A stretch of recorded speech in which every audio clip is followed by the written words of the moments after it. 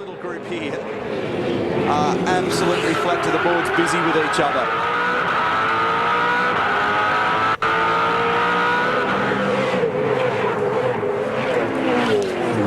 Some of the most experienced drivers in the championship.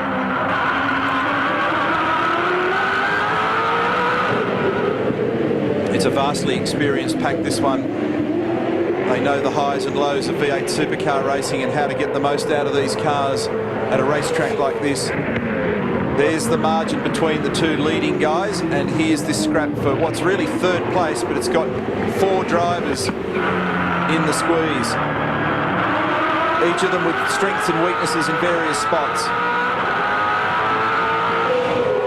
It's so difficult to commit to places like this up at turn 7 when there's a car or 2 in front of you, half distracting you, difficult to pick your brake point. Isn't that a great shot?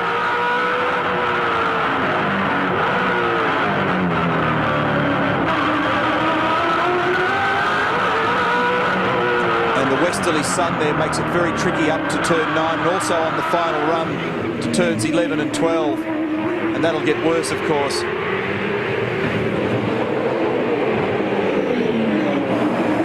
There's some contact in the back. Todd Kelly gets T-boned in the end by John Bow, but that was just the finish of it.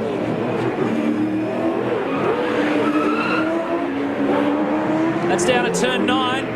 The passenger door looks a bit second-hand there. Massive damage. In fact, that'll be... Mate, she's straight back himself. Sure what triggered all that.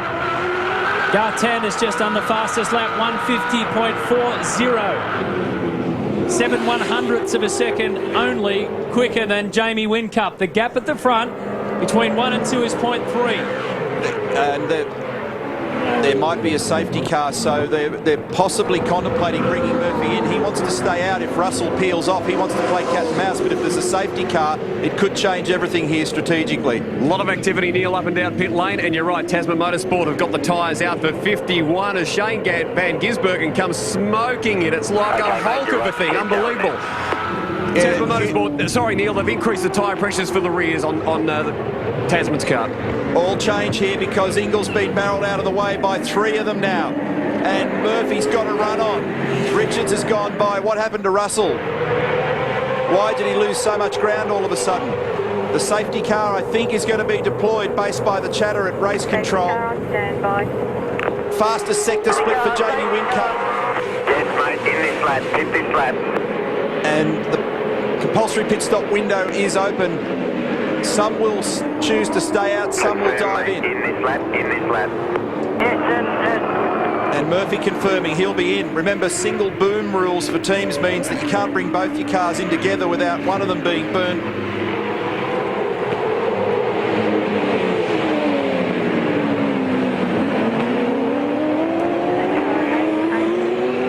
Okay, the 2 leaders are in, Whincup and Tander, that's logical.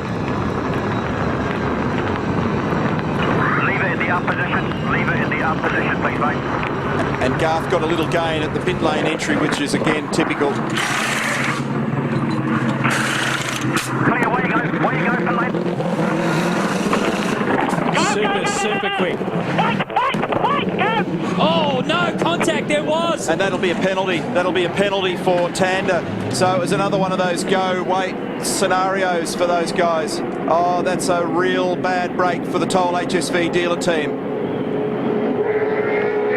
That'll be a penalty for car number 16. Absolutely frantic down here at the moment, boys. The 2 DJR cars have just had to bank up. And HRT, Todd Kelly is out of the race. While they're having to put his car back in the garage, they've left it half in and half out just so they can be ready for the skate stop under the safety car. Okay, mate, go. Bring your CPS line off. I reckon Ingle missed a gear. And the other bloke that's going to cop it here is Jason Richards. He's had to do the extra lap. That's going to hurt him. That was the point that I was raising before about only having the single boom. Frantic, absolutely frantic. Whincup comes out in front. So this goes back to our incident involving Todd Kelly, is it? Is that the one that? Yeah, that's where. That's where it all happened with the TKR car. And at the end of all that, so Shane Van Gisbergen has hit the wall. John Bow's got nowhere to go. Todd Kelly gets squeezed in with Craig Lowndes. Kelly will now spin around, and JB has nowhere to go either, but straight into him. Now it begins to make sense. I couldn't unravel that one in my mind. There were cars going every which way, and it was bizarre. Watch Russell Ingall. I reckon. Oh, you got a tap, and then I reckon he might have missed a gear. Well, it might have even just been the tap, you know. And that was the reason why all of a sudden he lost momentum. So that's exiting turn 4. And Shane Price getting a spin around too, with Steve Owen just shooting on by. Awkward spot there too out of the last corner. Wow. Need to take a breather after that one. Thankfully we're under WPS safety car conditions. Jamie Whincup has the race lead. The third and final race of the V8 Supercar Challenge.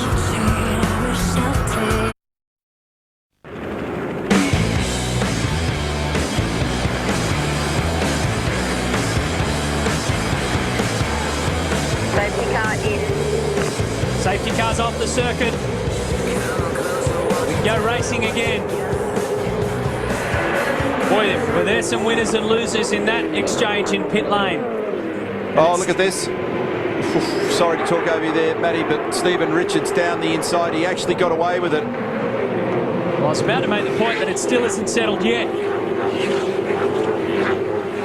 He got the job done on Greg Murphy. Now, the big question mark here, I thought I saw contact involving Garth Tander exiting the pit lane, and we're going to try and have a look at that very shortly. And if there was contact, he'll almost certainly get a drive-through penalty, as Max Wilson is in trouble here with James Courtney. They're squeezed up on the wall in both directions heading to turn 4. One of the big losers out of that was Todd Kelly. Todd, what do you make of it? There's nothing I can do. I got into the corner and the track was completely blocked. Everybody hit the wall and came across, and I was hard on the brakes and just had nowhere to go, so you can't do much about it. Substantial damage to the car too, heading towards Bahrain. Yeah, I haven't had a look at it, but hopefully it's just superficial, and we can try a new set of doors on it. You've put on a very brave face for me. Thanks, Todd. Thanks. And the question here also is the condition of Lowndes' car, because he was involved in that incident up at the top of the circuit between turns 8 and 9. And is he carrying any residual dramas as a result of that? He's down in 17th at the moment between Jack Perkins and Steve Owen. I raised the prospect earlier that Jason Richards may have been hurt by having to wait another lap for his stop, but I've got a feeling that the team cued him. Car 55's getting a black flag and a drive-through penalty for a driving infringement, the one we saw before on the Jack Daniels car. Speaking of Jack Daniels' car, giving the rub, maybe a little rub on the wall. So Steve Owen, 18th at the moment, is going to be shown the black flag. And still no word from race control on the situation with Garth Tander. So in the end, Tasman Motorsport, they'll like to say, have queued up Murph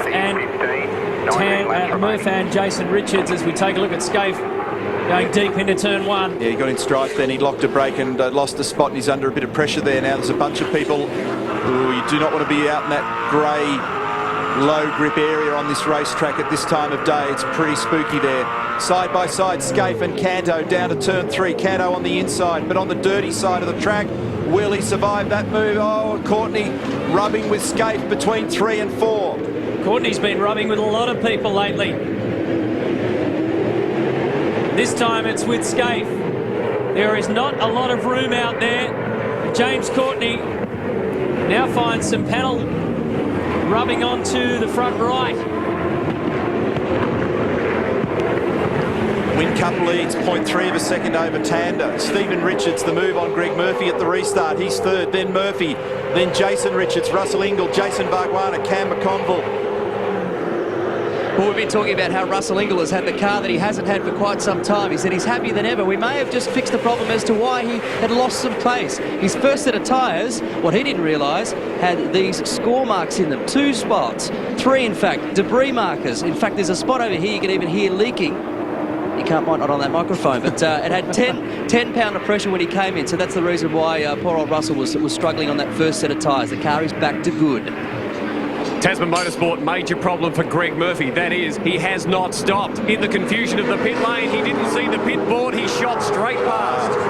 Now it makes more sense, because I was thinking, how did those two cars, 51 and 3, stay together? Because at the moment they're showing 4th and 5th. The timing monitor has showed us that he has pitted, but he clearly hasn't.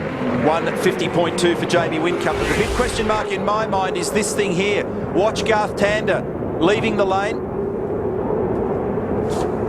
Car 16 has just been given a black flag for the unsafe release at pit lane, and he'll do the drive-through penalty that I was talking about. Here he is again in replay, and I was pretty sure I saw the contact, and now it's confirmed it. Oh, and Whincup's off the road.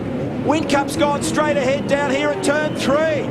It's all changing, folks, just as he'd done the fastest lap of the race, and Tander also gets the black flag. And look at them all go Get out there past. as quick as you can, mate. Tander has a drive-through. Tander has a drive-through. You got a quick car, mate, so let's get through the crowd.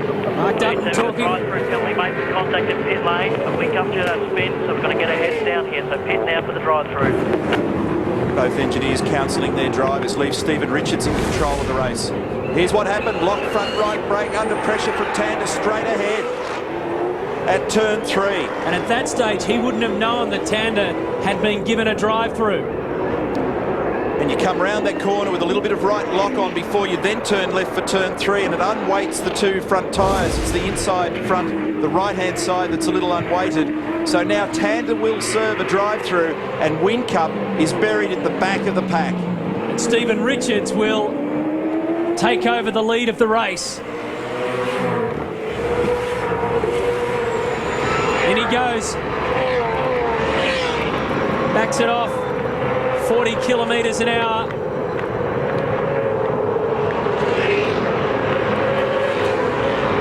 And the Pentax Flycam following a major moment in this race. Now released to the Champ Car pit lane. Yeah, how excruciating. Oh. Guys, just had a quick chat to Mark Dutton, the engineer for Jamie Whincup's car. He said, yeah, simple mistake for Jamie.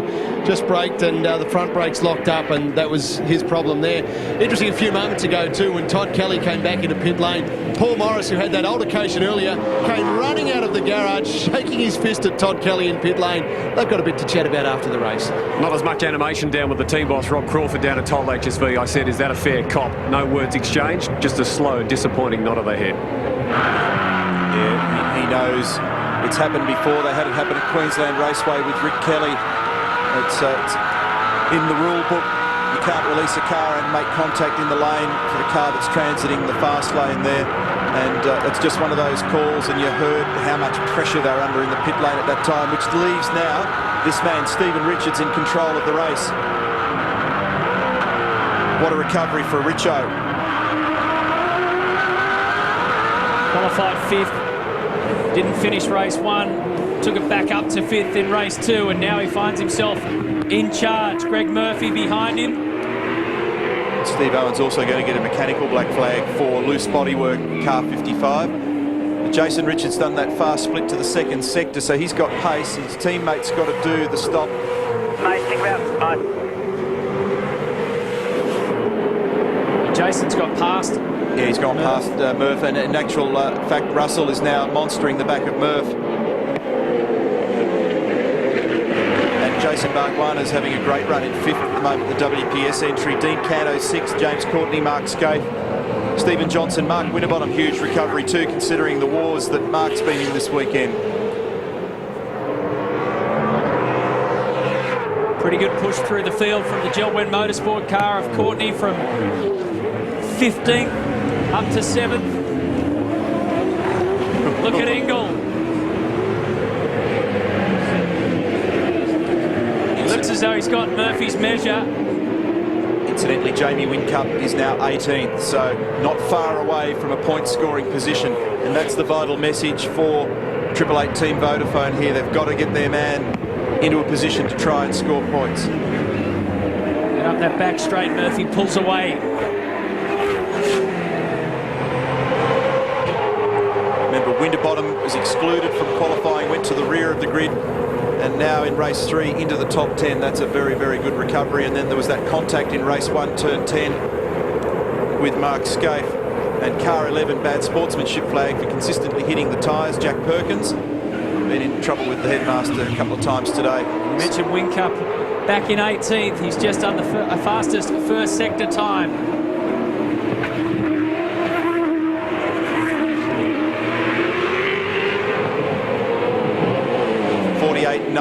That split to the end of the first sector for Jamie Whincup, the best of the race so far.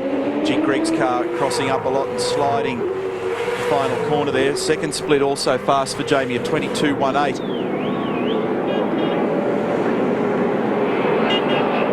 Look at this. These things look like they've been bolted together all day. He's got him.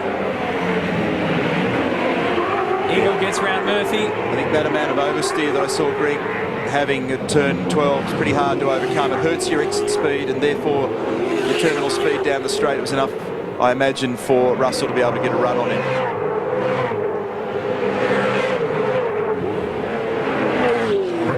Tander's 23rd, by the way, at the moment. Whincup's done the fastest lap of the race at 150.0. Pretty speedy at this time of day. Take a break with Stephen Richards leading this race. A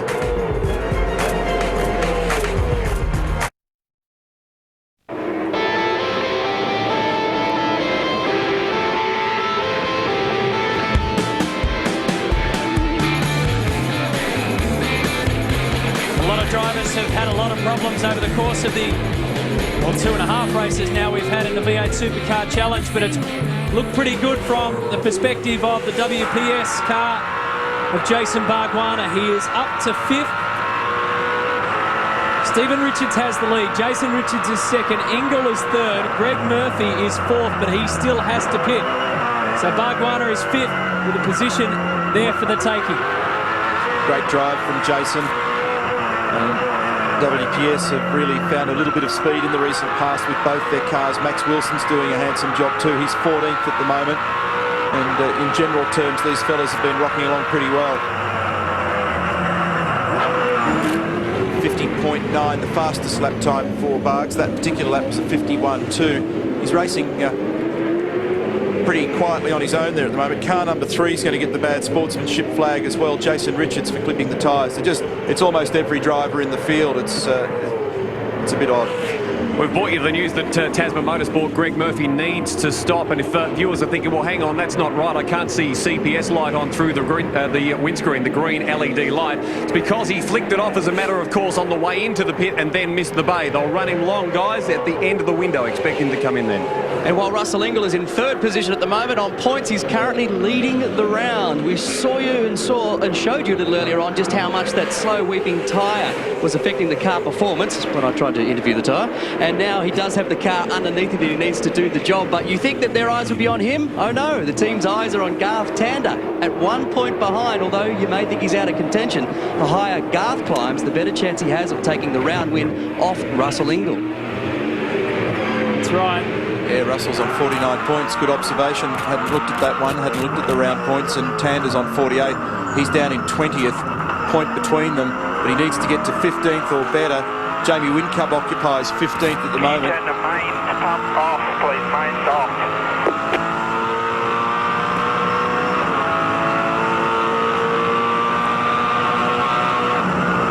Still got a long way to go before this one's resolved, so it's a bit early to start calling the points for the round. Safety car boards are being shown, so there's something going on around the racetrack.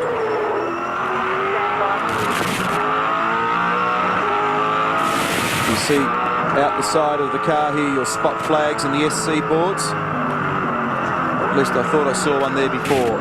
Yes. So some issue around the racetrack at the moment is going to bunch this field back up again. That's not good news for Greg Murphy.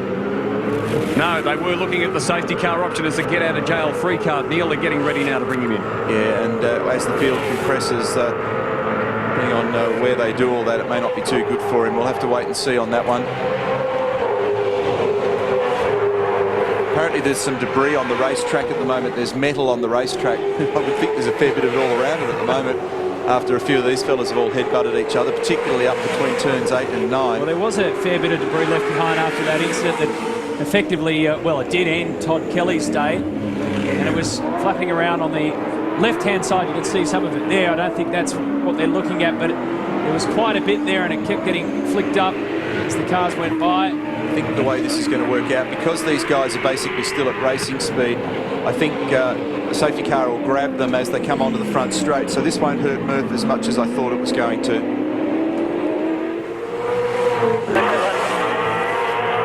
In he comes now. Okay, mate, watch your pit lane speed. They'll bump the tyre pressures up a bit for him for the incoming rear tyres.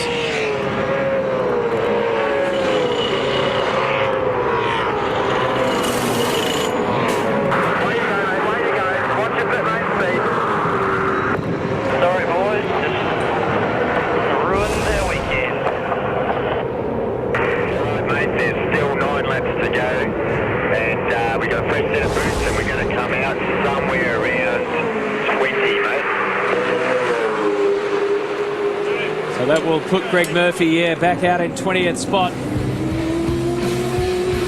It's all fallen into place for Stephen Richards at the moment. In terms of the round leader, Russell Ingall's leading the way.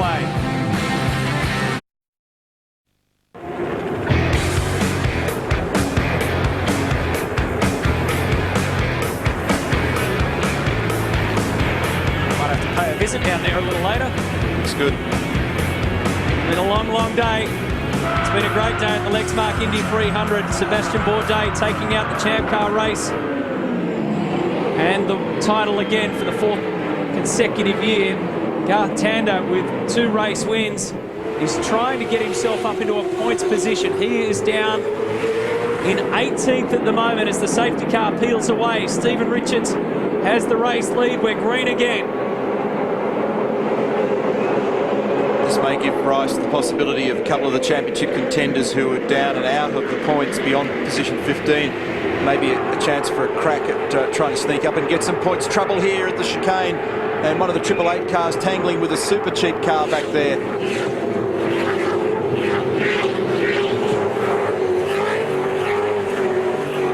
And that car with its lights on at the rear of the field is Greg Murphy, who's rejoined in 22nd position. It was Craig Lowndes and Cam McConville that were headbutting. And they're asking their drivers at 888 to make sure McConville can go past, to make sure there's no question about it. They don't want to be black flagged in case there's any illegality in the move. So they've instructed both the cars, as I understood it then, to react. There's Whincup. I think he let him past, and indeed now Jamie's gone back by again. Oh, he's whacked the wall, Whincup. He whacked the wall on the exit, and car number 6 and Stephen Richards is going to get the bad sportsmanship flag now for clobbering the tyres. Just confirming all of that, readdressing and then repassing. Exactly how it happened. Neil Mark Dutton was being fed all the information from team boss Roland Dane. Make it clear, make it concise, and let's not have the officials buy into it. Well, Roland's been around long enough in international motorsport to know that it's one of those things that you don't want to be debating after the race, and it could be a championship killer.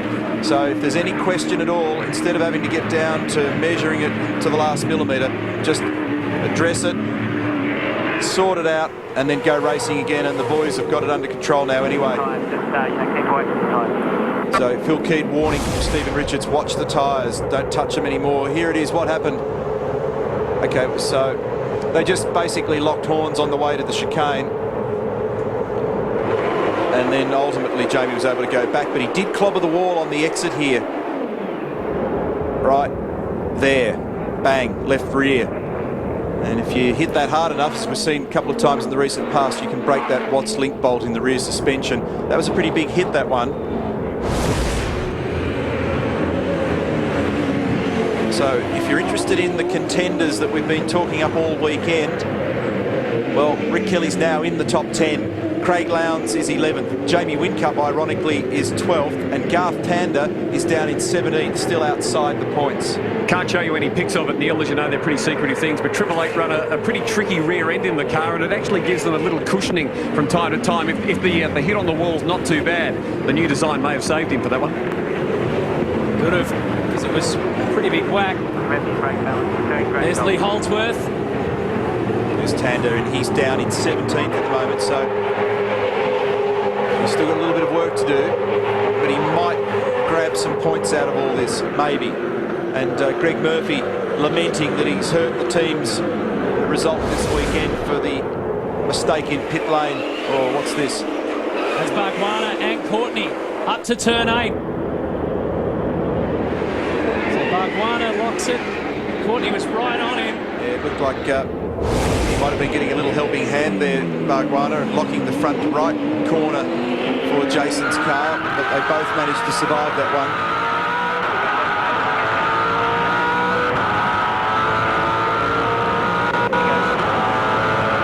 Stephen Richards does a 150.7. Russell's got some pace here at the moment. Really sweating on the back of Jason Richards. Garth Tander has made up one position over the course of that lap. He's behind Lee Holdsworth, who's in 15th, where the points for the race, of course, end.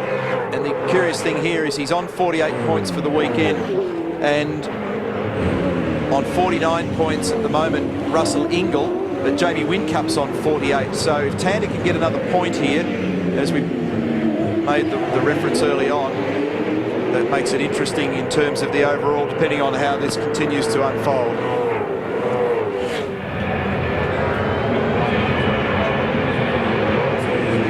It doesn't matter if it's Murphy or Jason Richards, but Ingall has been having a go at the Tasman Motorsport cars all weekend.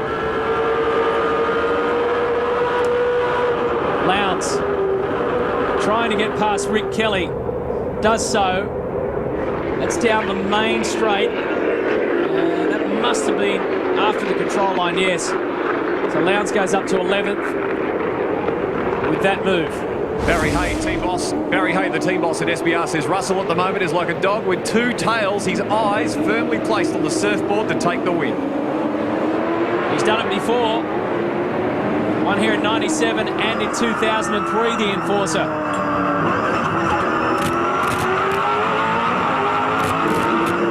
Oh, trouble here for Andrew Jones, currently 19th. This is also turn 8. He went off there in race 2. I think he's got away with it, but no, more damage for these fellas. They can ill afford that this weekend.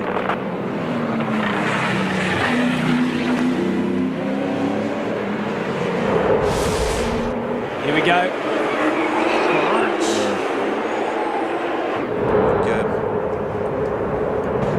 Team owner Brad Jones has just about had enough in the last couple of race meetings with the amount of damage to his cars. Hope he's got a big checkbook. Well, he might have started with one, he hasn't now. It's the easiest way to rip one up, isn't it? Take a big one into this game. Situation normal for 1, 2, 3. Richards and Ingall. Bargwanna and Courtney have survived their tangle. Dean Canto 6th, Mark Scaife 7th. Stephen Johnson 8th. Whincup has moved up to 9th, so that puts him on 49 round points. But importantly, Garth Tander has moved up to 15th. That puts him on to 50 round points. It gives him those couple of critical points. 2 points for getting into 15th position makes all the difference in Garth's world at the moment. Not that a round win is anything other than symbolism, but the points, or a couple of them in this case, could prove valuable later in the year. How about Jason Bargwanna? Well and truly punching right above his weight in the car that is the oldest car in the field. It's a 4-year-old car that's arguably seen better days, and Craig Gore, the team boss, who's at home at the moment nursing a burst in an eardrum, would be loving this. He's obviously won the surfboard before around here. The team says that Jason just loves to find that fine line between binning it and winning it, running the walls around here. He's won the surfboard before, but the bloke does live on a farm. He's been waiting for that 5 o'clock.